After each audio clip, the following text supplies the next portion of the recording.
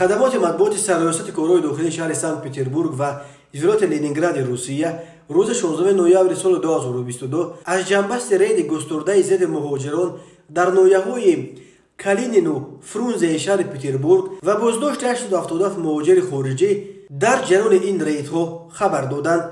گفته می شود کارمندان پلیس در جریان این رید اساساً به مکانهای بود و باش مهاجران خارجی و همچنین به مرکزهای صنعتی و سودا که خارجیان را برای کار جلب میکنند تمرکز کردند. در عموم کارمندان پلیس اسناد 877 شهروند کشورهای خارجی نزدیک را تفتیش کردند. همه آنها را برای بررسی به شعبه های پلیس آوردند.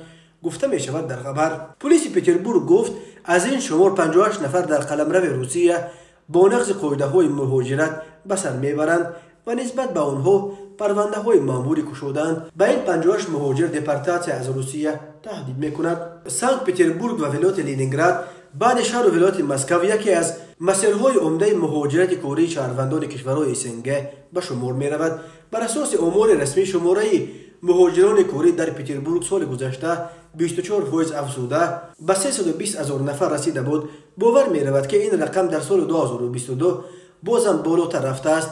اکثر آنهایی را که به جستجوی کار به این منطقه می آیند شهروندان کشورهای اسنگه از جمله مهاجران از آسیای مرکزی با شمول مهاجران تاجیک تشکیل می دهند. بنا به آخرین آمار وزارت کارهای داخلی روسیه در سال 2022 از تاجیکستان بیش از 2 میلیون نفر محض به جستجوی کار به روسیه آمدند. پرزیدنت روسیه ولادیمیر پوتین نیز ماه اکتبر در ملاقات با رهبران تاجیکستان و قرقیزستان در آستانه همین رقم را به زبان آورده و گفت هر سال بیش از 2 میلیون تاجیک به روسیه به جستجوی کار میآیند. اما یک روز بعد همتای تاجیک او امامعلی رحمان این رقم‌های آورده پوتین را به چالش کشید و گفت نه همه تاجیکایی که به روسیه سفر میکنند به آنجا برای مردکاری میروند. امامعلی رحمان گفت در بین این مسافران تاجیک آنهایی هم هستند که به روسیه برای تحصیل یا طبابت میروند.